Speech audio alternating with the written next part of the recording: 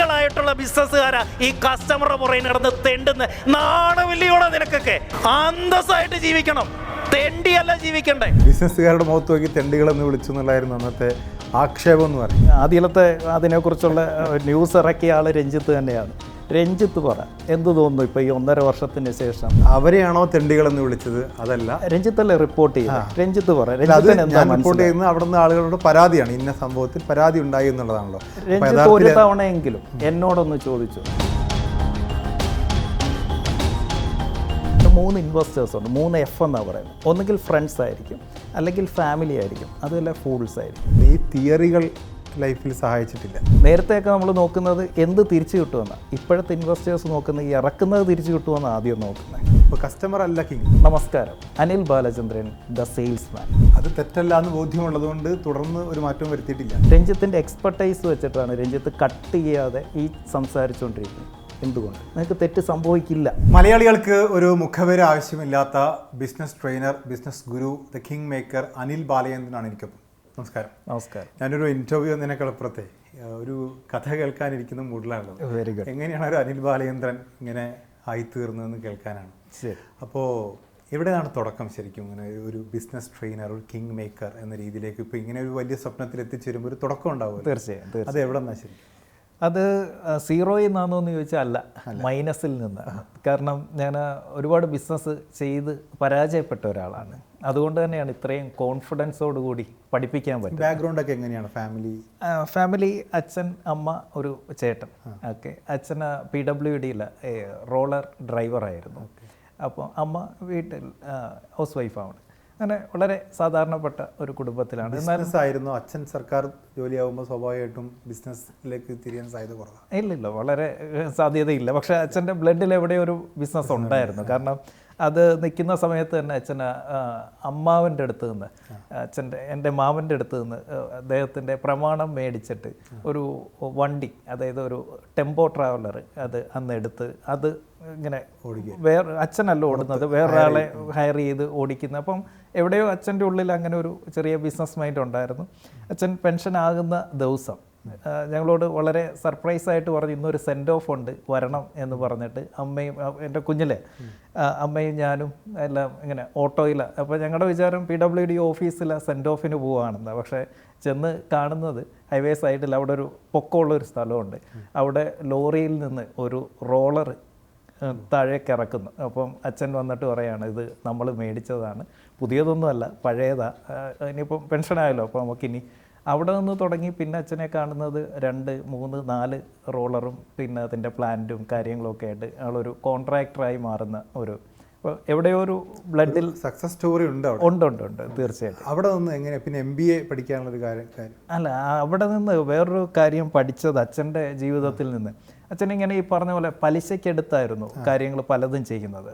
പക്ഷേ അപ്പോൾ അത് കണ്ടാണ് ഞാനും വളർന്നത്. ഞാനും അങ്ങനെ ബിസിനസ്സുകാരനായി അല്ലെങ്കിൽ ജീവിതത്തിലേക്ക് വന്നപ്പോൾ പലിശയ്ക്കെടുത്തു. പക്ഷേ അച്ഛൻ ബാക്ക്ഗ്രൗണ്ടിൽ ഒരു കാര്യം ചെയ്യുന്നുണ്ടായിരുന്നു, ഈ മേടിക്കുന്നതൊക്കെ തിരിച്ചു കൊടുക്കുമായിരുന്നു. അത് നമ്മൾ കണ്ടിട്ടില്ല. അതുകൊണ്ട് ഞാൻ മേടിക്കത്തേ ഉള്ളായിരുന്നു, കൊടുക്കാൻ മറന്നുപോയി, കൊടുക്കാൻ അറിയത്തില്ലായിരുന്നു. അങ്ങനെ പലിശ കൊടുക്കാൻ വേണ്ടി പലിശയ്ക്കെടുത്ത് അങ്ങനെ ഒരുപാട് തകർച്ച. എനിക്ക് കാശുണ്ടാക്കാൻ പണ്ടേ അറിയാമായിരുന്നു, പക്ഷേ എനിക്കതെങ്ങനെ മാനേജ് ചെയ്യണമെന്നറിയില്ല. റോളിംഗ് എന്ന് പറയുന്നതാണല്ലോ ഇത്. തീർച്ചയായിട്ടും ബിസിനസ് നല്ലതുമാണ്, ഈ പറഞ്ഞ പോലെ പ്രശ്നമുണ്ട്. തീർച്ചയായിട്ടും ആ റോളിംഗ്, അത് നമുക്ക് എല്ലാവർക്കും, എല്ലാ ബിസിനസ്സുകാർക്കും കാശുണ്ടാക്കാൻ അറിയാം. ആരാണ് പരാജയപ്പെടുന്നതെന്ന് ചോദിച്ചു കഴിഞ്ഞാൽ അത് എങ്ങനെ കൈകാര്യം ചെയ്യണം എന്നറിയാത്ത പഴയ എന്നെ പോലുള്ള ആളുകൾക്കാണ് ഈ പണി കിട്ടുന്നത്. അപ്പം ഞാൻ ഏറ്റവും കൂടുതൽ ക്ലാസ്സിൽ പഠിപ്പിക്കുന്നതൊക്കെ എന്ത് ചെയ്യാൻ പാടില്ല എന്നുള്ളതാണ്. എന്ത് ചെയ്യണമെന്ന് പറഞ്ഞു കൊടുക്കുന്നതിനേക്കാൾ കൂടുതൽ എനിക്കറിയാവുന്നത് ഞാൻ ചെയ്ത തെറ്റുകൾ അവരാവർത്തിക്കാതിരിക്കാൻ വേണ്ടി പറഞ്ഞു കൊടുക്കുക. ഈ ചെറുപ്പത്തിലെ ബിസിനസ് ആയിരുന്നു ആഗ്രഹം? ഒരിടത്തു പോലും അങ്ങനെ ഒരു ബിസിനസ്, രാഷ്ട്രീയമായിരുന്നു. ഞാൻ ഭയങ്കര ബ്രാഞ്ച് സെക്രട്ടറി ഒക്കെ ആയിരുന്നു. CPM വളരെ DYFI SFI അങ്ങനെ കയറി വന്നതാണ്. അങ്ങനെ എല്ലാ തലത്തിലും ഉണ്ട്. ആ ആദർശവും ബിസിനസ് തമ്മിൽ ഒരു ബന്ധവുമില്ല. കമ്മ്യൂണിസം എന്ന് പറയുന്നത് നേരെ ഓപ്പോസിറ്റാണ്. ഏറ്റവും മികച്ച കമ്മ്യൂണിസ്റ്റുകാരന് ഏറ്റവും നല്ലൊരു ബിസിനസ്സുകാരനാകാൻ പറ്റും എന്ന് വിശ്വസിക്കുന്ന കൂട്ടത്തിലാണ്. തീർച്ചയായിട്ടും തിയററ്റിക്കലി അത് ശരിയല്ല. അത് കമ്മ്യൂണിസത്തെക്കുറിച്ച് കൃത്യമായി അറിയാത്തത് കൊണ്ടാണ്.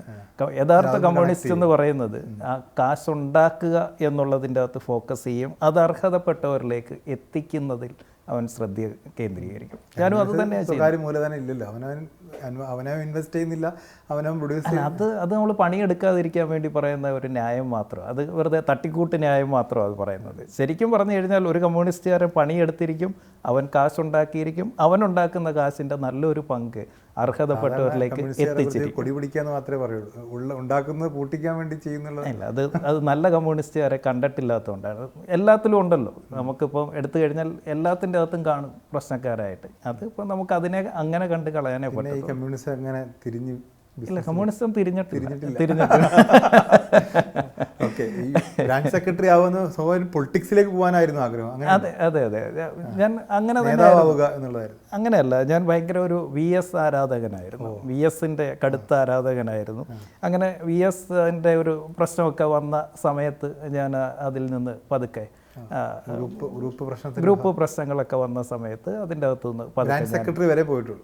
ബ്രാഞ്ച് സെക്രട്ടറി ആയിരുന്നു, DYFIയുടെ LC സെക്രട്ടറി ആയിരുന്നു. അങ്ങനെ പല പൊസിഷനിൽ പല രീതിയിൽ പല കാലഘട്ടത്തിൽ. അപ്പോഴും ഒരു ജോലി ഉണ്ടാവുമല്ലോ, നമ്മൾ സ്വാഭാവികമായിട്ടും പാർട്ടി പ്രവർത്തനമായിട്ട് പോകുമ്പോൾ നമ്മുടെ വരുമാനം എന്ന രീതിയിൽ. തീർച്ചയായിട്ടും അന്ന് പഠിക്കുന്നത് എനിക്കല്ല. എൻ്റെ ഗുണമെന്ന് പറഞ്ഞു കഴിഞ്ഞാൽ അച്ഛൻ NGO യൂണിയൻ്റെ പ്രവർത്തകനായിരുന്നു, നേതാവായിരുന്നു. അതുകൊണ്ട് തന്നെ എനിക്ക് വളരെ കുട്ടിക്കാലം തന്നെ ഈ പാർട്ടിയിലേക്ക് വരാനും ഇതിൻ്റെ കാര്യങ്ങളൊക്കെ അറിയാനും ഈ വീട്ടിലായിരുന്നു മിക്ക ബ്രാഞ്ച് കമ്മിറ്റിയൊക്കെ നടക്കുന്നത്. അപ്പം ആ കുഞ്ഞുനാൾ തൊട്ടേ ആ ആശയം അറിയാമായിരുന്നു. അതുകൊണ്ട് തന്നെ വളരെ ചെറുപ്പത്തിൽ തന്നെ എനിക്ക് ഈ സ്ഥാനങ്ങളൊക്കെ കിട്ടി. ഞാൻ ഡിഗ്രിക്ക് പഠിക്കുന്ന സമയത്ത് ഞാൻ DYFIയുടെ മേഖലാ സെക്രട്ടറിയാണ്.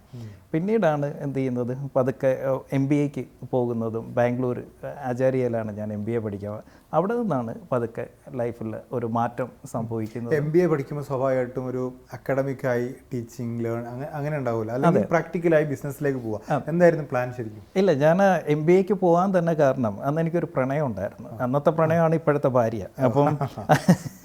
അപ്പം ഞങ്ങൾ ഒന്നിച്ച് പഠിച്ചവരാണ്. അപ്പോൾ എങ്ങനെ എത്രയും പെട്ടെന്ന് വിവാഹം കഴിക്കാം.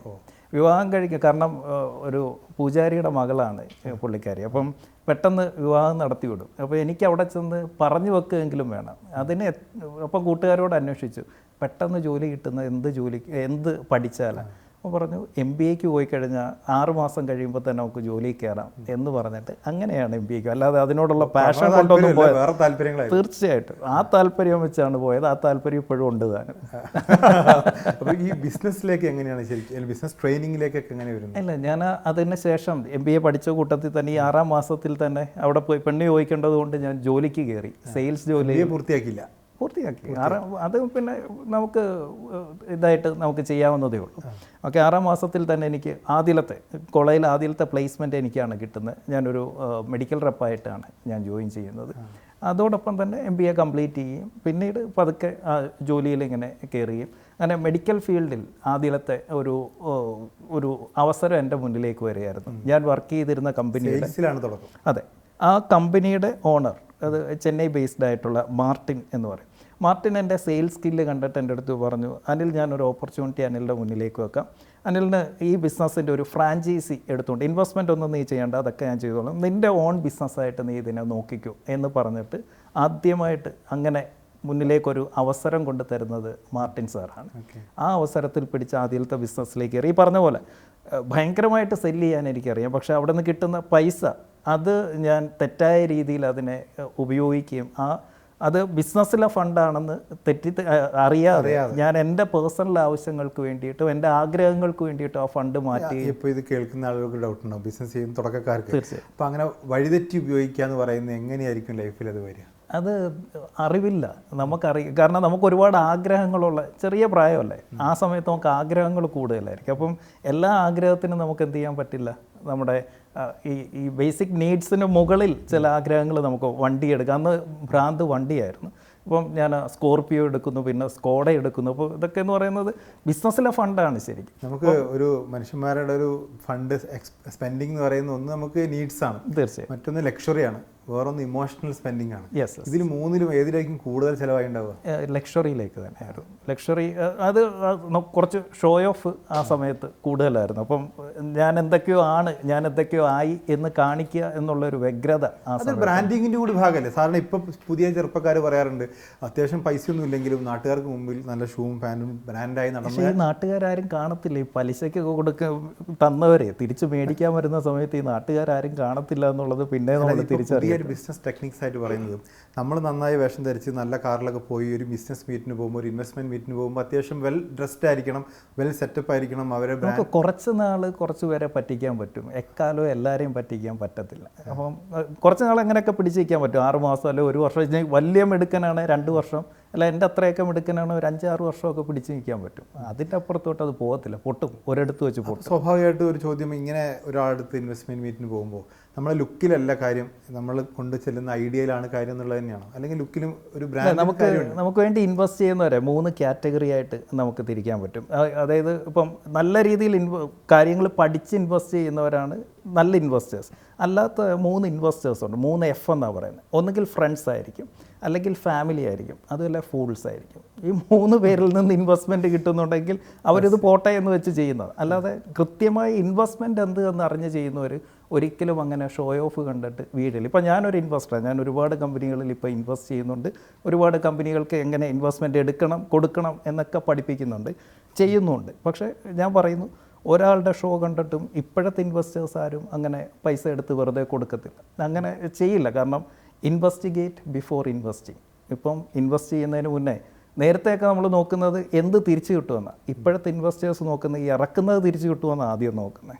അങ്ങനെ നോക്കുമ്പോൾ ഈ ഷോയിലൊന്നും ഇനി ഇൻവെസ്റ്റേഴ്സിനെ കിട്ടത്തില്ല. അതുപോലെയാണ് ഇമോഷണൽ സ്പെൻഡിങ് എന്ന് പറയുന്നത്. നമുക്ക് കുറേ പേര് വേണ്ടപ്പെട്ടവരുണ്ടാകുന്നു, ഫ്രണ്ട്സിനെ വേണ്ടിയിട്ട്, ഈ പറയുന്ന കാമുകിമാർക്ക് വേണ്ടിയിട്ട്, അങ്ങനെ അതൊരു പ്രശ്നം തന്നെയാണ്. തീർച്ചയായിട്ടും. നമുക്ക് ഈ സെൽഫ് മാസ്റ്ററി എന്ന് പറയും, ഇമോഷണൽ മാസ്റ്ററി അല്ലെങ്കിൽ സെൽഫ് മാസ്റ്ററി. നമുക്ക് നമ്മളെ നിയന്ത്രിക്കാൻ പറ്റിയിരിക്കണം. ഇല്ലെന്നുണ്ടെങ്കിൽ നമുക്കിതൊന്നും ചെയ്യാൻ പറ്റില്ല.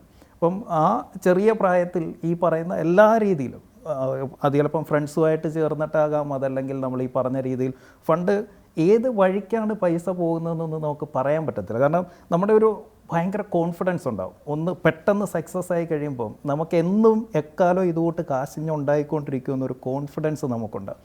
അപ്പോൾ നമ്മൾ വിചാരിക്കാം അവിടെ നിന്ന് കിട്ടുമ്പോൾ ഇതങ്ങ് കൊടുത്തേക്കാം എന്ന് പറഞ്ഞിട്ട് നമ്മൾ ഈ പെട്ടെന്ന് ഈ തിരിമറിയിലേക്ക് നമ്മൾ പോകും. പക്ഷേ അവിടെ നിന്ന് കിട്ടാതെ വരുമ്പോൾ ഇവിടെ കൊടുക്കാനും പറ്റത്തില്ല. അപ്പം പലിശ കൊടുക്കാൻ വേണ്ടി പലിശയ്ക്ക് എടുക്കും. ഇതൊക്കെ ചെയ്തിട്ടുള്ള മീറ്റർ പലിശയ്ക്ക് എടുത്തിട്ടുണ്ട്. അതായത് 1 ലക്ഷം രൂപ പലിശയ്ക്ക്. ഈ പറയുന്ന മെഡിക്കൽ ട്രിപ്പ് ആവുന്നതിന് മുമ്പാണോ ശേഷം? അല്ല, ഇതൊക്കെ അതിന് ശേഷം. പിന്നെ മാലപ്പടക്കം പോലെ 1, 2, 3, 4, 5, 6, 7, 8 ബിസിനസ്സാണ് അടുപ്പിച്ചടുപ്പിച്ച് പൊട്ടിയത്. പറയുന്ന മെഡിക്കൽ ട്രിപ്പിന് ശേഷം അതിനുശേഷം പിന്നെ ജനറൽ ട്രേഡിംഗ് ബിസിനസ് ചെയ്തിട്ടുണ്ട്. മെഡിക്കൽ ട്രിപ്പ് നിർത്തി. എല്ലാം തുടങ്ങുന്ന അങ്ങനെ ഒരു ഗുണമുണ്ട്. ഏണിചാരും അത് റോങ് സ്ഥലത്താണെന്ന് അറിഞ്ഞു കഴിഞ്ഞാൽ പെട്ടെന്ന് തുടങ്ങിയതിനേക്കാൾ സ്പീഡിൽ ഞാൻ നിർത്തും. മെഡിക്കൽ ട്രിപ്പ് നിർത്താനുള്ള കാരണം നഷ്ടം തന്നെ. കാശ് കിട്ടുന്നില്ല, പലയിടത്തൊന്നും കൊടുത്തിടത്തൊന്നും കാശ് കിട്ടുന്നില്ല. അപ്പോൾ ഈ 8 ബിസിനസ്സിൽ നിന്ന് ഒരു കാര്യം പഠിച്ചു, കടം കൊടുക്കരുത്, കൊടുത്താൽ തെണ്ടിപ്പോവും എന്ന്. നിങ്ങൾ വലിയ വിഷയം ഉണ്ടാക്കിയ ഒരു കേസാണ്. ഈ മണ്ണിലിരുന്ന് തന്നെയായിരുന്നു ആ വിഷയം. അതെൻ്റെ അനുഭവമാണ് ഞാൻ പറയുന്നത്. എൻ്റെ അനുഭവത്തിൽ നിന്ന് ഞാൻ മനസ്സിലാക്കിയിരിക്കുന്ന, അല്ലെങ്കിൽ എൻ്റെ അടുത്ത് വന്നിരിക്കുന്ന 10,000-കണക്കിന് ബിസിനസ് ഓണേഴ്സ് എൻ്റെ മുന്നിൽ സാക്ഷ്യമാണ്. അത് കഴിഞ്ഞിട്ട് പിന്നെ എന്തിലേക്ക് പോയി? പിന്നെ ഇൻറ്റീരിയർ ബിസിനസ് ചെയ്തു. ഇൻറ്റീരിയർ ബിസിനസ്സും നാട്ടിലാണ് ചെയ്തത്. എടുത്തിട്ട് തന്നെ ഇതിനൊന്നും ഇൻവെസ്റ്റ്മെൻറ്റ് വേണ്ട. ബിസിനസ് ചെയ്യാൻ സത്യത്തിൽ പൈസയുടെ ആവശ്യമില്ല. നമ്മൾ കസ്റ്റമേഴ്സിൻ്റെ അടുത്തു നിന്ന് ഫണ്ട് ഇങ്ങനെ റോൾ ചെയ്ത് അതിൽ നിന്ന് എടുത്ത് ഇവിടെ ഇട്ട് ഇവിടുന്ന് എടുത്ത് ഇങ്ങനെ ചെയ്ത് പോവാം. അങ്ങനെ റോളിംഗ് ആണ് ഉദ്ദേശിക്കുന്നത്. ഒരു ബിസിനസ്സാണ് ആ അർത്ഥത്തിലാണ്. അങ്ങനെയല്ല. നല്ല സെയിൽസുകാരൻ എന്ന് പറഞ്ഞു കഴിഞ്ഞാൽ ആരുടെ അടുത്ത് ചെന്നിരുന്നു അവൻ്റെ കണ്ണിൽ നോക്കി കോൺഫിഡൻസോടുകൂടി അവൻ്റെ പോക്കറ്റിലിരിക്കുന്ന പൈസ നമ്മുടെ പോക്കറ്റിൽ സന്തോഷത്തോടു കൂടി അവർ വെച്ച് തരുന്നതാണ് സെയിൽസ് എന്ന് പറയുന്നത്. അപ്പം ആ സെയിൽസ് സ്കില്ല് കൊണ്ട് മാത്രം രക്ഷപ്പെടാൻ പറ്റില്ല. പൈസ എത്തിക്കാൻ പറ്റും, ചിലപ്പോൾ ഇതിൻ്റെ അകത്ത് ലാഭം കാണത്തില്ല, ചിലപ്പോൾ ഇത് നഷ്ടത്തിലായിരിക്കും കൂടുതൽ. ക്ലോസിങ് നടന്നു, പക്ഷേ ഇത് ലാഭം കാണില്ല. മാത്രമല്ല, ഇനി കിട്ടിയതിൽ ലാഭം ഉണ്ടെങ്കിൽ തന്നെ ആ ഫിനാൻഷ്യൽ മാനേജ്മെൻറ്റ് അറിയത്തില്ലെങ്കിൽ നമ്മൾ പെട്ടു. അത് തന്നെയാണ് അടിസ്ഥാനപരമായി എനിക്ക് പറ്റിയത്. എനിക്ക് ഫിനാൻഷ്യൽ കണക്കറിയത്തില്ല. ഈ ഓരോ ബിസിനസ് പരാജയപ്പെടുമ്പോഴും അടുത്തത് ശരിയാവുന്ന ഒരു പ്രതീക്ഷ ഉണ്ടാവും. ഭയങ്കര കോൺഫിഡൻസാണ്. കാരണം അക്കരപ്പച്ചയാണല്ലോ, അടുത്തതിലാണ് പ്രതീക്ഷ മുഴുവൻ. പിന്നെ പറയുന്ന വൈഫിനെയൊക്കെ കോൺഫിഡൻസിൽ അങ്ങ് കയറ്റി അങ്ങ് നിർത്തും. ആരും പൈസ എടുത്ത് തന്നു പോകും. കാരണം അത്രയും നല്ല രീതിയിലാണ് ഇതിനെ പിച്ച് ചെയ്യുന്നത്. എന്നിട്ട് നമ്മളിങ്ങനെ എന്താടാ ദാസ നമുക്കിത് കുറച്ചുകൂടെ അങ്ങനെ എത്ര കടം വന്നിട്ടുണ്ട് ശരിക്കും? 1,28,00,000 രൂപയുടെ കടം. എട്ടാമത്തെ ബിസിനസ് ചെയ്ത് ഞാൻ നാട് വിടുന്ന സമയത്ത് 1,28,00,000 രൂപയുടെ കടം. നാട് വിട്ട് ഞാൻ ഹിമാലയത്തിലേക്കാണ് പോയത്. ഹിമാലയത്തിൽ ആദിശങ്കരൻ തപസ് ചെയ്ത് ആലിൻ്റെ ചവിട്ടിൽ പോയിരുന്നിട്ട് ഇങ്ങനെ ഇരിക്കുക. ഇല്ല കുറച്ച് നാളൊന്ന് മാറി നിൽക്കണം, കാരണം കടക്കാരെ കൊണ്ട് അവിടെ ആകുമ്പോൾ ഫോൺ അടിക്കത്തില്ലല്ലോ, അപ്പോൾ നമുക്ക് പറയാമല്ലോ. അപ്പം 1,28,00,000 രൂപ ഭാര്യയോട് പറഞ്ഞു, തീർച്ചയായിട്ടും പറഞ്ഞിട്ട് അവളോട് പറഞ്ഞ് എല്ലാവരോടും പറഞ്ഞിട്ട് തന്നെ പോകുന്നത്. അപ്പം പോകാൻ നേരം ഒന്നേ പറഞ്ഞു, തിരിച്ചിഞ്ഞ് വന്നേക്കണേ എന്ന് മാത്രമേ പറഞ്ഞുള്ളൂ, ഒരു ആശ്വാസത്തിന് പോയത്. അപ്പോൾ ഈ ആദിശങ്കരൻ തപസ് ചെയ്ത ആലിൻ്റെ ചവിട്ടിൽ ജോഷിമഠ് എന്ന് പറയും, ആ സ്ഥലത്ത് പോയി ഇങ്ങനെ ഇരിക്കുകയാണ്. ഇരുന്നിങ്ങനെ പ്രാർത്ഥനയൊന്നും അല്ല, ഇങ്ങനെ കണ്ണു തുറന്നിരിക്കുന്നു. വിശ്വാസമല്ല, അങ്ങനെ അന്ധമായ വിശ്വാസമില്ല, എന്നാലും വിശ്വാസമുണ്ട്. അപ്പം ഞാനിങ്ങനെ ഇരിക്കുകയാണ്. അപ്പം ഞാനിങ്ങനെ ആലോചിക്കുക, എന്താ ഞാൻ ചെയ്ത തെറ്റ്, എൻ്റെ ജീവിതത്തിൽ എവിടെയാണ് എനിക്ക് തെറ്റിപ്പോയത്. അപ്പം ഞാൻ പെട്ടെന്ന് ഒരു അപ്പുറത്തൊരു കടയിൽ പോയിട്ട് ഒരു അമ്മയുണ്ടായിരുന്നു, ഒരു അമ്മൂമ്മ. ഞാനിപ്പോഴും അവരുടെ അടുത്ത് പോകും. അവിടെ ചെന്ന് ഒരു പേപ്പറും ഒരു പേനയും എനിക്ക് തരുമോ എന്ന് ചോദിച്ചു. അവർ തന്നു. എന്നിട്ട് ഞാനിതിങ്ങനെ മടക്കിയിട്ട് ഒരു സൈഡിൽ എനിക്ക് പറ്റിയ തെറ്റുകൾ എന്തൊക്കെ എന്ന് എഴുതാൻ തുടങ്ങി. അപ്പോൾ എനിക്ക് മനസ്സിലായി, ഒരു 200 പേജിൻ്റെ വരയിട്ട ബുക്കുണ്ടെങ്കിലും തീരത്തില്ല. അപ്പോൾ തിരിച്ചു വെച്ചിട്ട് ഞാൻ ചെയ്ത ശരി എന്തെങ്കിലും, ഞാൻ ജീവിതത്തിൽ ശരികൾ ചെയ്തിട്ടുണ്ടാവുമല്ലോ, ഞാൻ ചെയ്ത ശരി എന്ത് എന്ന് നോക്കിയപ്പോൾ ഒറ്റ ശരിയെ ഞാൻ ജീവിതത്തിൽ ചെയ്തിട്ടുള്ളൂ, അത് സെയിൽസാണ്. എനിക്ക് സെയിൽസ് നന്നായിട്ട് അറിയാം. അപ്പം അടുത്ത ചിന്ത തുടങ്ങി, അപ്പോൾ എങ്കിൽ ഈ സെയിൽസ് എങ്ങനെ ചെയ്യാം, അപ്പോൾ എന്ത് സെല്ല് ചെയ്താൽ എൻ്റെ പ്രശ്നങ്ങൾ തീരും. അപ്പോൾ എനിക്ക് മനസ്സിലായി, എന്തെങ്കിലും ഒരു പ്രൊഡക്റ്റോ സർവീസോ സെല്ല് ചെയ്തിട്ട് കാര്യമില്ല, ഈ സെയിൽസ് പഠിപ്പിച്ചാൽ എൻ്റെ പ്രശ്നം മാറും. ആ പ്രശ്നം മാറാൻ മറ്റുള്ളവർക്ക് ഇത് ഏറ്റവും വലിയ പ്രശ്നം. അപ്പോൾ ഞാൻ നോക്കിയപ്പോൾ ബിസിനസ്സുകാരുടെ ഏറ്റവും വലിയ പ്രശ്നം സെയിൽസ് ഇല്ല എന്നുള്ളതാണ്. ഇപ്പം നിങ്ങളുടെ ചാനലിലാണെങ്കിലും എന്തിനാണെങ്കിലും ശരി, സെയിൽസ് ഇല്ല. അപ്പം എൻ്റെ കയ്യിലിരിക്കുന്ന കഴിവ് അതാണ്. അപ്പം ഞാൻ തീരുമാനിച്ചു, ഒരു കമ്പനിക്ക് വേണ്ടി ഇനി ഞാൻ സെല്ല് ചെയ്യത്തില്ല, ഒരു പ്രൊഡക്റ്റ് ഞാൻ ഇനി സെല്ല് ചെയ്യത്തില്ല, പകരം എൻ്റെ സ്കില്ലായ സെയിൽസ് ഞാൻ പഠിപ്പിക്കും എന്ന് തീരുമാനിച്ച് അന്ന് തുടങ്ങിയതാണ്. അന്ന് അവിടെ ഇരുന്നുകൊണ്ടൊരു വാട്സപ്പ് ഗ്രൂപ്പ് തുടങ്ങുകയാണ്. നമസ്കാരം, അനിൽ ബാലചന്ദ്രൻ ദ സെയിൽസ്മാൻ, ഇതായിരുന്നു തുടക്കം. എന്നിട്ട് പറയുകയാണ്, ഇത് ഒരു വാട്സപ്പ് ഗ്രൂപ്പാണ്, ഫ്രീ ആണ്. ഇന്ന് വൈകിട്ട് 5 മണി തൊട്ട് എല്ലാ ദിവസവും വൈകിട്ട് ഞാൻ ഇതിലൊരു സെയിൽസ് ടിപ്പ് ഇടും, താല്പര്യമുള്ളവർക്ക് ഈ വാട്സപ്പ് ഗ്രൂപ്പിൽ ജോയിൻ ചെയ്യാം. ഇങ്ങനെ 6 മാസം ഞാൻ കണ്ടിന്യൂസ് ആയിട്ട് ഈ വാട്സപ്പ്, അങ്ങനെ എല്ലാ ദിവസവും ഒരു ഗ്രൂപ്പായി 2 ഗ്രൂപ്പ് ഒരു ടിപ്പ് ഇടാൻ വേണ്ടിയുള്ള പ്രിപ്പറേഷൻസ് അങ്ങനെ ഒന്നുമില്ല. നമുക്ക് ഇതൊക്കെ റൊട്ടീനല്ല, നമുക്ക് അറിയാവുന്ന കാര്യങ്ങളൊക്കെ തന്നെ. പിന്നെ കുറച്ചങ്ങോട്ട് കഴിഞ്ഞപ്പോൾ എല്ലാവരും സീരിയസ് ആവുന്നു, കാരണം ഈ ഗ്രൂപ്പിൻ്റെ അകത്തേക്ക് ആളുകൾ വന്നിട്ട് എന്നെ സാറേന്ന് വിളിക്കാൻ തുടങ്ങുന്നു. അപ്പം ആദ്യമൊക്കെ പരിചയക്കാർ മാത്രമായിരുന്നു, പിന്നെ ഒരു പരിചയം ഇല്ലാത്തവർ വരുന്നു. എൻ്റെ പാർട്ട്ണറെയും കൂടെ ആഡ് ചെയ്യണം, എൻ്റെ വൈഫിനെയും കൂടെ ആഡ് ചെയ്യണം, എൻ്റെ സ്റ്റാഫ്. അന്ന് 256 പേർക്ക് ഒരു ഗ്രൂപ്പിൽ പറ്റും. അങ്ങനെ ഒരു ഗ്രൂപ്പായി, 2 ഗ്രൂപ്പായി, 756 വാട്സാപ്പ് ഗ്രൂപ്പ്, ഈ വോയിസ് ഇടുന്ന ഗ്രൂപ്പുണ്ടായി. അതിൽ നിന്നിങ്ങനെ പിന്നെ എവിടെ ചെന്നാലും എന്നെ കാണുന്നില്ലല്ലോ ആരും, എൻ്റെ ശബ്ദം ഞാനിങ്ങനെ ഇരുന്ന് ഏതെങ്കിലും ഹോട്ടൽ ലോബിയിലിരുന്ന് അനിൽ സാറല്ലേ എന്ന് പറഞ്ഞിട്ട് വരുന്നു. പിന്നെ ട്രെയിനിൻ്റെ അകത്ത് ഞാനിങ്ങനെ ഇരിക്കുന്ന സമയത്ത് ഞാൻ ആരോടെങ്കിലും സംസാരിക്കും, മറ്റേ സെയിൽസ്മാൻ. ഇതൊക്കെ എനിക്ക് ഭയങ്കര ഒരു റെക്കഗ്നിഷൻ ഉണ്ടായി. അവിടെ നിന്ന് ആദ്യമായിട്ട് തന്നെ ഒരു ട്രെയിനിങ്ങിന് നമ്മുടെ അറ്റ്ലസ് കിച്ചൻ്റെ ഓണർ ഷാജഹാൻ സാർ വിളിക്കുകയാണ്. എൻ്റെ സ്റ്റാഫിനൊരു ട്രെയിനിങ്. ഞാൻ ഒറ്റയ്ക്ക് പോകാനുള്ള പേടി, ഞാൻ വേറൊരു ട്രെയിനറേയും കൂടെ കൂട്ടി, കാരണം എൻ്റെ കയ്യിൽ നിന്ന് പോയാലും പുള്ളി പിടിച്ചോ, കാശൊന്നും വേണ്ട എന്ന് പറഞ്ഞു. പക്ഷേ പുള്ളി നിർബന്ധിച്ച്. അന്ന് ഞാൻ ഒരു കമ്പനി ജോലി ചെയ്യുന്നുണ്ടായിരുന്നു. അന്ന് എനിക്ക് ഒറ്റ ദിവസം എനിക്ക് ആ ശമ്പളത്തേക്കാൾ കൂടുതൽ പൈസ ആ ട്രെയിനിങ്ങിൽ നിന്ന് കിട്ടി. അങ്ങനെ പതുക്കെ ഞാൻ ഈ സെയിൽസ് ട്രെയിനിങ്ങിലേക്ക്. ഞാനൊരു ബിൽഡിംഗ് മെറ്റീരിയൽസിൻ്റെ കമ്പനിയിൽ ഈ 8 ബിസിനസ് പൊട്ടിയപ്പോൾ ജീവിക്കണമല്ലോ, അപ്പോൾ അതിന് വേണ്ടിയിട്ട് ആ ജോലി എപ്പോൾ ഉപേക്ഷിച്ചു? അവിടെ നിന്ന് പിന്നെ ഒരു 6 മാസം കഴിഞ്ഞപ്പോഴത്തേക്കിന് ഞാൻ ആ ജോലി, അതായിരുന്നു അവസാനം. ഞാൻ 2015 വീഡിയോ കണ്ടിരുന്നു, കുറച്ചുകൂടി മുടിയൊക്കെ ഉണ്ട്, പക്ഷെ പറയുന്ന കുറച്ച് പതിഞ്ഞ ശബ്ദത്തിലാണ്. റിജക്ഷനെ കുറിച്ച്, സെയിൽസിൽ റിജക്ഷനാണ് സെയിൽസ് എന്ന്.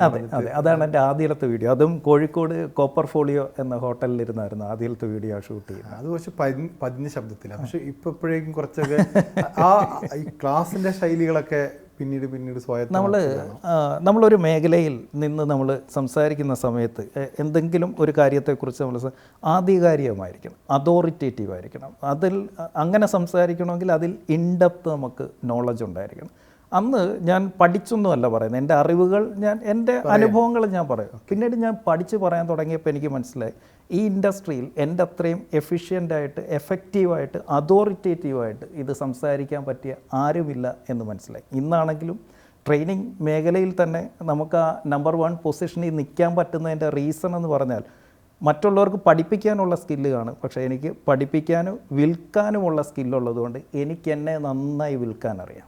അവിടെ നമ്മുടെ അതോറിറ്റി പൊസിഷൻ ഉറച്ച ശബ്ദത്തിൽ പറയുമ്പോഴാണ് കേൾക്കുന്നവനൊരു കോൺഫിഡൻസ് ഉണ്ടാവും. തീർച്ചയായിട്ടും നമ്മൾ സംശയത്തോടു കൂടി ഒന്നും അങ്ങനെയുള്ള കാര്യങ്ങൾ ഞാൻ അറിയില്ല എന്നേ ഞാൻ പറയത്തുള്ളൂ. ഞാനൊരു കാര്യം പറയുന്നുണ്ടെങ്കിൽ പൂർണ്ണ ബോധ്യത്തോടു കൂടി മാത്രമേ സംസാരിക്കുകയുള്ളൂ.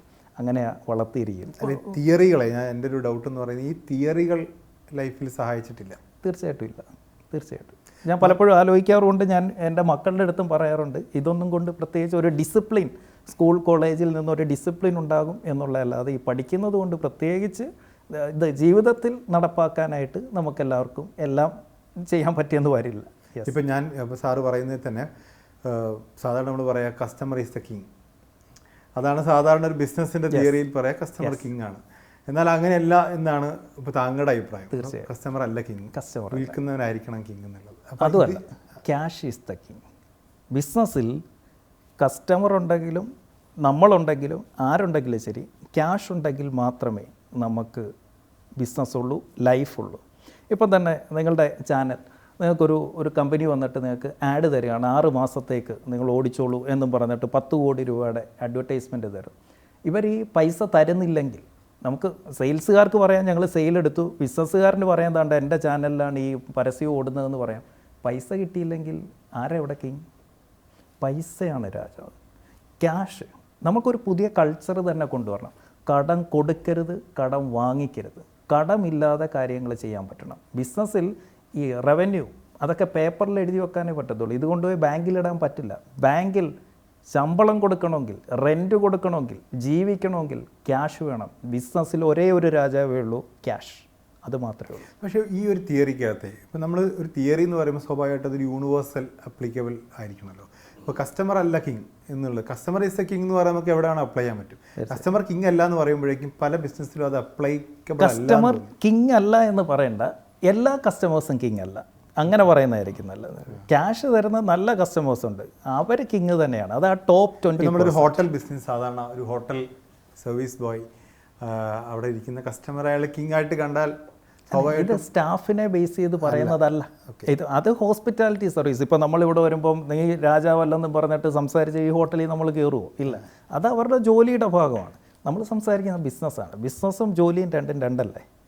ഇത് പ്രാക്ടിക്കലായിട്ടുള്ള തിയറിയാണ് കൂടുതൽ പറയും ഇങ്ങനത്തെ ക്ലാസ്സുകളിൽ സംസാരിക്കും. എനിക്കതേ അറിയൂ, എനിക്ക് തിയറി അറിയില്ല, എനിക്ക് പ്രാക്ടിക്കലായിട്ടുള്ള കാര്യം. കാരണം ഈ തിയറി പഠിച്ചുകൊണ്ടോ അല്ലെങ്കിൽ പറഞ്ഞുകൊണ്ടോ ഇരിക്കാൻ, അത് സത്യത്തിൽ ഒരു ബിസിനസ്സുകാരൻ ഈ തിയറി പറഞ്ഞുകൊണ്ടിരിക്കത്തില്ല.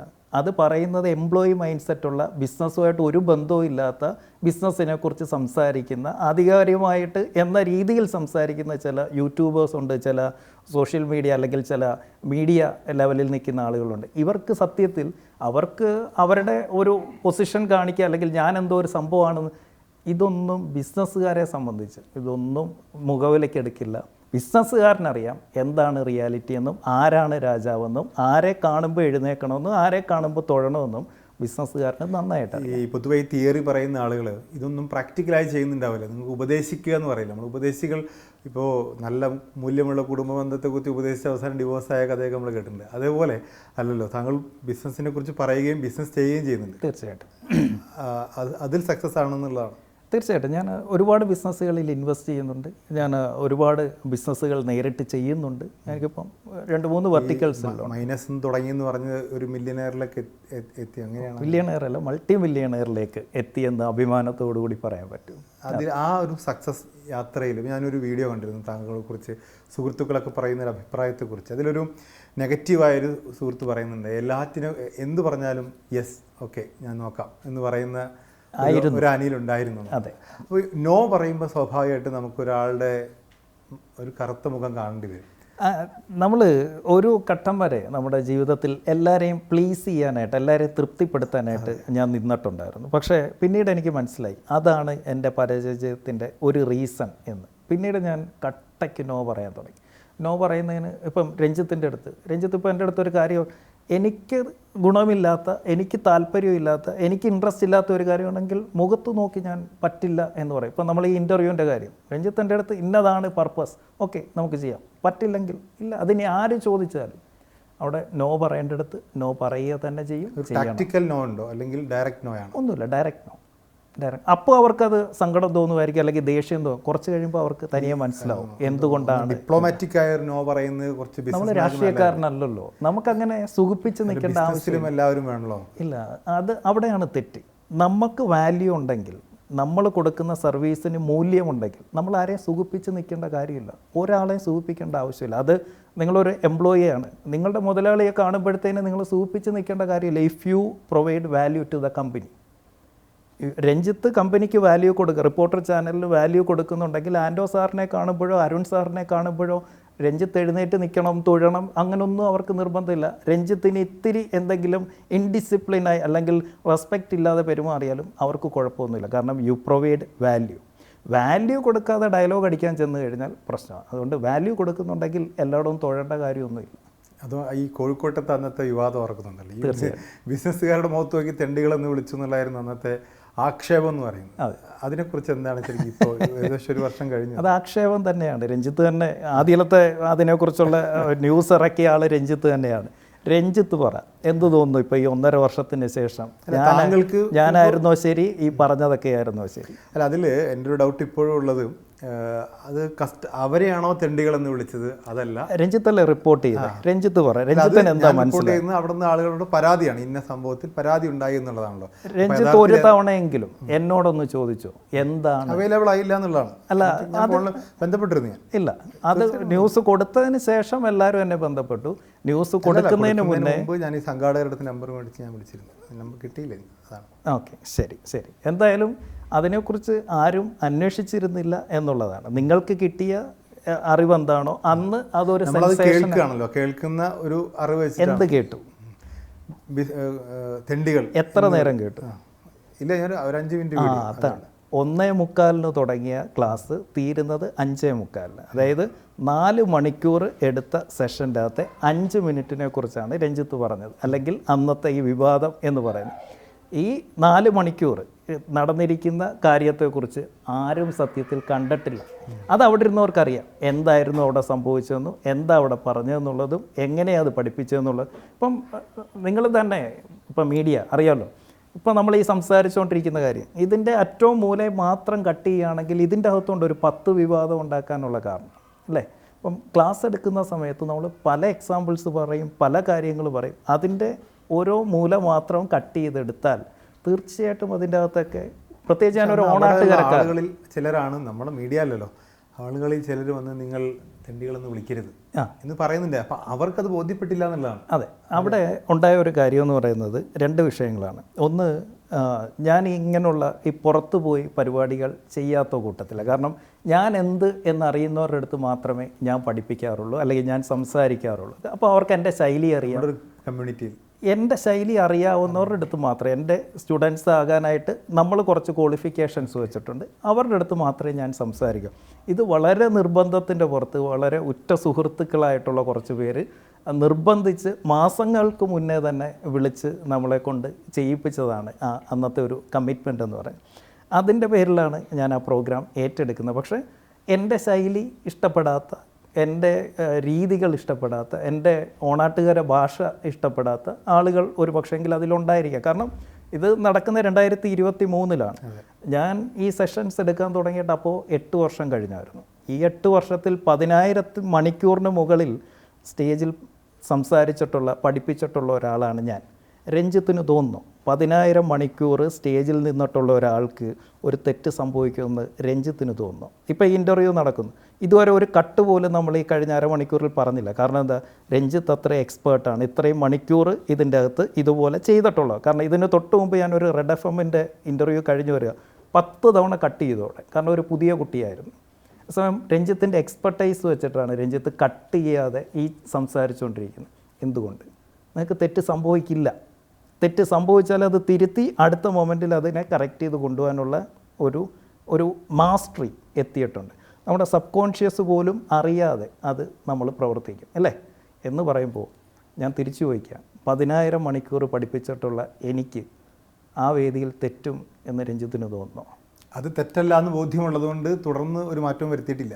ഞാൻ ഒരിടത്ത് പോലും അതിനെക്കുറിച്ച് ഇതുവരെ പരാമർശിച്ചിട്ടുമില്ല. അതെന്ത് എന്ന് പിന്നീട് ഈ ഇപ്പം 18 മാസം കഴിഞ്ഞു, ഈ 18 മാസത്തിൽ ലോകം വിലയിരുത്തിയിട്ടുണ്ട്. ആ വിലയിരുത്തിയതിൻ്റെ ഭാഗമായിട്ട് ഞാൻ രഞ്ജിത്തിനോടും മീഡിയ ടീമിനോടും ആദ്യം ഒരു നന്ദി പറയുന്നുണ്ട്. കാരണം അന്നത്തെ ഞാൻ എന്തായിരുന്നോ ആ എന്നെ ഒരു 10 ടൈംസ് എന്നല്ല, ഒരു 100 ടൈംസിലേക്ക് ഞാൻ അന്നൊരു മൈക്രോ സെലിബ്രിറ്റി ആയിരുന്നു. അതായത് കുറച്ച് ബിസിനസ്സുകാർക്കും കുറച്ച് സെയിൽസുകാർക്കും എന്നെ അറിയാം, അത്രയേ ഉള്ളൂ. ആ മൈക്രോ സെലിബ്രിറ്റി ഒരു പാൻ ഇന്ത്യൻ സെലിബ്രിറ്റി ആക്കി മാറ്റിയത് നിങ്ങളാണ്. മാത്രമല്ല, ഞാൻ പൈസ തന്ന് നിങ്ങളെ കൊണ്ട് ഇത് പറയിപ്പിച്ചായിരുന്നെങ്കിലും ഇത്രയും ആത്മാർത്ഥമായിട്ട് നിങ്ങളിതിനെ പ്രൊമോട്ട് ചെയ്യത്തില്ലായിരുന്നു. എന്തായാലും അതിന് വലിയൊരു നന്ദിയുണ്ട്. ഞാനായിരുന്നു തെറ്റെങ്കിൽ ഞാനിന്ന് ഈ കോഴിക്കോടിൻ്റെ മണ്ണിൽ ഇവിടെ നിന്ന് ഇങ്ങനെ സംസാരിക്കില്ല. ഞാനിപ്പോൾ ഇവിടെ നിന്ന് സംസാരിക്കുമ്പോൾ നാളത്തേടം കഴിഞ്ഞ് ഇവിടെ ഇതേ മണ്ണിൽ ഇവിടുത്തെ 5 പെൺകുഞ്ഞുങ്ങളുടെ കല്യാണം, എൻ്റെ പിറന്നാളാണ് മറ്റന്നാൾ ജനുവരി 1-ാം തീയതി, 5 പെൺകുഞ്ഞുങ്ങളുടെ കല്യാണം കഴിഞ്ഞ വർഷങ്ങളിൽ എൻ്റെ ജന്മനാടായ കായംകുളത്തായിരുന്നെങ്കിൽ ഇവിടെ ഇതേ കോഴിക്കോട് എനിക്ക് ഇന്നും ഈ ഇരിക്കുന്നവരുൾപ്പെടെ 90% എൻ്റെ സ്റ്റുഡൻസും അന്നും ഇന്നും ഈ കോഴിക്കോട് ഈ മലബാർ റീജിയണിലുള്ളവർ തന്നെയാണ്. അപ്പോൾ ഈ തവണ നമ്മൾ നമ്മുടെ പോറ്റമ്മയുടെ മണ്ണിൽ വെച്ചിട്ടാണ് ആ 5 കുഞ്ഞുങ്ങളെ, ഇവിടുത്തെ 5 കുഞ്ഞുങ്ങളുടെ കല്യാണം നടത്തുന്നത്. അപ്പം ഞാൻ പറഞ്ഞത് തെറ്റായിരുന്നെങ്കിൽ, ഞാൻ തെറ്റായിരുന്നുവെങ്കിൽ കഴിഞ്ഞ 2 വർഷത്തിനുള്ളിൽ ഞാൻ ഈ ഫീൽഡിൽ നിന്ന് തന്നെ ഔട്ടാകാൻ പറ്റുന്ന രീതിയിൽ അത്രയും വലിയ ഹൈപ്പിലായിരുന്നു നിങ്ങളതിനെ വാർത്തയാക്കി. ഞാൻ ഒരിടത്ത് പോലും അതിനെ ന്യായീകരിച്ചില്ല, ഒരിടത്ത് പോലും ഞാൻ അതിൻ്റെ എക്സ്പ്ലനേഷൻ തന്നില്ല. ജനം വിലയിരുത്തി, എൻ്റെ കസ്റ്റമേഴ്സ് വിലയിരുത്തി, എൻ്റെ സ്റ്റുഡൻസ് വിലയിരുത്തി. ഇന്ന് എനിക്ക് വരുന്ന ഓരോ സ്റ്റുഡൻസും ഓരോ പേയ്മെൻറ്റും അവർ പറയുന്നുണ്ട് കോഴിക്കോട് വിഷയം സാർ അതിനെ ഓവർകം ചെയ്ത രീതി, അതാണ് സാറിൻ്റെ അടുത്ത് പഠിക്കാൻ വരാൻ എന്നെ പ്രേരിപ്പിച്ചത്. അപ്പം ആ വിഷയം ഉണ്ടായത് ശരിയാണോ തെറ്റാണോ, നല്ലതാണോ മോശമാണോ, നിങ്ങൾ തീരുമാനിക്കും. സ്വാഭാവികമായിട്ടും കുറേ സ്റ്റുഡൻസ്, ഇപ്പോൾ കിങ് മേക്കർ എന്നൊക്കെ പറയുമ്പോൾ കുറേ സ്റ്റുഡൻസ് ആയി കാണും, അവരൊക്കെ ഒരുപാട് ബിസിനസ്സിലൊക്കെ തിളങ്ങുന്നുണ്ട്. അപ്പോൾ അങ്ങനൊരു സൗഹൃദം ബിസിനസ് കമ്മ്യൂണിറ്റി ഉണ്ടാക്കിയെടുത്തോ? 2 തരം ഫ്രണ്ട്സാണ് നമുക്കുള്ളത്. ഒന്ന് നമ്മുടെ പേഴ്സണൽ ഫ്രണ്ട്സും 2 ബിസിനസ് ഫ്രണ്ട്സും. അപ്പം ഞാനെപ്പോഴും പറയാറുണ്ട്, നമ്മുടെ കസ്റ്റമേഴ്സിനെ ഒരിക്കലും നമ്മൾ ഫ്രണ്ട്സ് ആക്കരുത്. ഓക്കെ, കസ്റ്റമറെ ഒരിക്കലും ഫ്രണ്ട് ആക്കരുത്. കാരണം friend will never pay you money. കൂട്ടുകാർ പൈസ തരത്തില്ല. അതുകൊണ്ട് എപ്പോഴും ഒരു ഗ്യാപ്പ് ഇട്ട് തന്നെ നിർത്താറുള്ളൂ. തോളെ കൈയിട്ട് കഴിഞ്ഞാൽ അത് പിന്നെ അത് പേയ്മെൻറ്റ് അത് നമുക്ക് പിന്നെ അഡ്ജസ്റ്റ് ചെയ്യാം എന്ന രീതിയിലാണ്. അത് എപ്പോഴും നമ്മൾ ശ്രദ്ധിക്കേണ്ട ഒരു കാര്യം, എവിടെ നമ്മുടെ അവൈലബിലിറ്റി കൂടുന്നോ അവിടെ നമ്മുടെ ഡിമാൻഡ് കുറയും. അവൈലബിലിറ്റി പരമാവധി കുറയ്ക്കുക എന്നുള്ളതാണ് ചെയ്യേണ്ടത്. അത് കസ്റ്റമറുടെ അടുത്തായാലും സ്റ്റാഫിൻ്റെ അടുത്തായാലും എവിടെയാണ്, പൊതുസമൂഹത്തിൻ്റെ അടുത്താണെങ്കിലും ആരുടെയൊക്കെ അവൈലബിലിറ്റി കുറയുന്നുണ്ടോ അവർക്കെന്നും ഡിമാൻഡ് ഉണ്ടായിരിക്കും. എൻ്റെ ചോദ്യം അതായിരുന്നു, നല്ല ഉത്തരമാണ് പക്ഷേ കിട്ടിയത്. എൻ്റെ ചോദ്യം എന്ന് പറയുന്നത്, എത്രത്തോളം ആളുകളെ ഈ രീതിയിൽ നമുക്കൊരു കിങ് ആക്കി മാറ്റാൻ പറ്റി എന്നുള്ളത്. നമ്മുടെ 2020 ഇപ്പോഴും യൂട്യൂബിൽ കിടപ്പുണ്ട്. ഞാൻ ആലപ്പുഴ ക്യാമലോട്ടിൽ വെച്ചിട്ടുള്ള ഒരു പ്രോഗ്രാമിലാണ് ആദ്യമായിട്ട് എൻ്റെ വിഷൻ ഞാൻ പറയുന്നത്. 10 വർഷത്തിനുള്ളിൽ, അതായത് 2030 ഒരു വിഷനായിരുന്നു പറഞ്ഞത്. നമ്മൾ പറഞ്ഞിരുന്നത് 1000 കോടിയുള്ള 10 കമ്പനികളെ സൃഷ്ടിക്കും, 100 കോടിയുള്ള 100 കമ്പനികളെ സൃഷ്ടിക്കും, 10 കോടിയുടെ 1000 കമ്പനികളെ സൃഷ്ടിക്കും, അങ്ങനെയായിരുന്നു. ഇപ്പോൾ 2026 കടക്കുന്ന സമയത്ത് നമ്മൾ അതിൻ്റെ ഒരു 70% നമ്മൾ അച്ചീവ് ചെയ്ത് കഴിഞ്ഞു. ഇന്ന് 1000 കോടിയോട് അടുത്തുകൊണ്ടിരിക്കുന്ന ഒരു 6-7 കമ്പനികൾ, 7 കമ്പനി ഓണേഴ്സ് എൻ്റെ സ്റ്റുഡൻസ് ആയിട്ടുണ്ട്. 100 കോടിയിലേക്ക് എത്തിയിരിക്കുന്ന ധാരാളം പേരുണ്ട്. 50-ന് മുകളിൽ ആളുകൾ കിങ് മേക്കേഴ്സ് ക്ലബിൻ്റെ അകത്തുണ്ട്. 10 കോടിയിലേക്ക് എത്തിയിരിക്കുന്നത് 1000-ന് മുകളിൽ ഓൾറെഡി എത്തിക്കഴിഞ്ഞു. അപ്പം 2030 സെറ്റ് ചെയ്ത ആ ഒരു ടാർഗറ്റ്, അതുകൊണ്ട് തന്നെയാണ് ഞാൻ എല്ലാ സ്ലൈഡിലും എൻ്റെ പേരിനൊപ്പം ഞാൻ എഴുതി വെക്കുന്നത്, we create more Malayali millionaires than anyone else.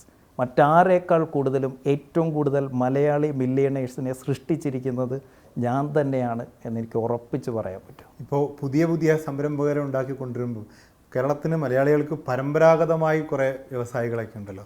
ഇപ്പോൾ യൂസഫ് അലിയെ പോലെ, രവി പിള്ളയെ പോലെ, അങ്ങനെ ഒരുപാട് പേരുണ്ട്. അവരുമായിട്ടുള്ളൊക്കെ ഒരു സൗഹൃദം, അവരൊക്കെ എപ്പോഴെങ്കിലും അനിലിനെ അല്ലെങ്കിൽ താങ്കളെ വിളിച്ചിട്ടൊരു ടിപ്പ് ചോദിച്ചിട്ടുണ്ടോ? ഇല്ല, ഞാൻ ഇന്ന് വരെ ഇവരെ ഞാൻ ആകെ ഈ പറഞ്ഞിരിക്കുന്ന കൂട്ടത്തിൽ ആകെ പേര് പറയാത്തായിട്ടുള്ള ഒരുപാട് പേരുണ്ട്. കണ്ടിരിക്കുന്ന ഒരേ ഒരാൾ ഈ പറഞ്ഞ എ ക്ലാസ് ലെവലിൽ നിൽക്കുന്ന അല്ലെങ്കിൽ ആ വലിയ സീനിയേഴ്സായിട്ട് നിൽക്കുന്നതിൽ ഞാൻ നേരിട്ട് കണ്ടിരിക്കുന്ന ഒരേ ഒരാൾ അല്ലെങ്കിൽ ഒരു ഷെയ്ക്ക് ഹാൻഡ് കൊടുത്തിരിക്കുന്നത് നമ്മുടെ ചിറ്റിലപ്പള്ളി സാറിനാണ്. അതും ഒരു വേദിയിൽ വെച്ചൊരു 5 മിനിറ്റ് കണ്ടപ്പോൾ, സാറേ ഞാൻ അനിൽ, എനിക്കറിയാം, ഞാൻ കണ്ടിട്ടുണ്ട്. ഇതല്ലാതെ പിന്നെ നമ്മുടെ മരിച്ചുപോയ അറ്റ്ലസ് രാമേന്ദ്ര സാർ, ഇവരെ 2 പേരെ അല്ലാതെ ഞാൻ ഈ പറയുന്ന മെയിൻ സ്ട്രീമിൽ നിൽക്കുന്ന ഒരു ബിസിനസ് ഓണറെ ഞാൻ ഇതുവരെ കണ്ടിട്ടില്ല. ഞാൻ അവരോട് പേഴ്സണലി സംസാരിച്ചിട്ടില്ല. ഇവരാരും എൻ്റെ അടുത്ത് ഒരു ഉപദേശത്തിനും ഒട്ട് വന്നിട്ടുമില്ല. കാരണം ഞാൻ ടാർഗറ്റ് ചെയ്യുന്നത് അവരെ അല്ല. എനിക്ക് വേണ്ടത് ആ ഒരു മിഡ് സെഗ്മെൻറ്റിൽ നിൽക്കുന്ന നാളത്തെ യൂസഫലി ആകേണ്ട, നാളത്തെ ചിറ്റിലപ്പള്ളി ആകാനുള്ള ഇവരെ പോലുള്ളവരാണ് എൻ്റെ ടാർഗറ്റ്. ഈ അറ്റ്ലസ് രാമേന്ദ്രനെ കുറിച്ച് പറഞ്ഞുകൊണ്ട് ചോദിക്കുകയാണ്, താങ്കളുടെ ലൈഫിൽ നിന്നല്ലാതെ ഇതുപോലുള്ള ഒരുപാട് ബിസിനസ്മാൻമാർക്ക് പിഴച്ചതുകൊണ്ട് നന്നലുണ്ട്, അവരുടെ ലൈഫിൽ നിന്നുള്ള പാഠങ്ങളും ഈ ക്ലാസ്സുകളിൽ ഉപയോഗിക്കാം? ഇല്ല, കാരണം ഇന്ന് അതൊക്കെ ഈസിലി അവൈലബിൾ ആണ്. അവർക്ക് പറയാനുള്ളതെല്ലാം അത് അവരുടെ ജീവിതം മുന്നിലുണ്ടാവും. പക്ഷെ അതിൽ നിന്നൊരു പാഠം എന്ന് പറയുന്നത് എല്ലാവർക്കും ഉൾക്കൊള്ളാൻ പറ്റിക്കൊള്ളുന്നില്ല.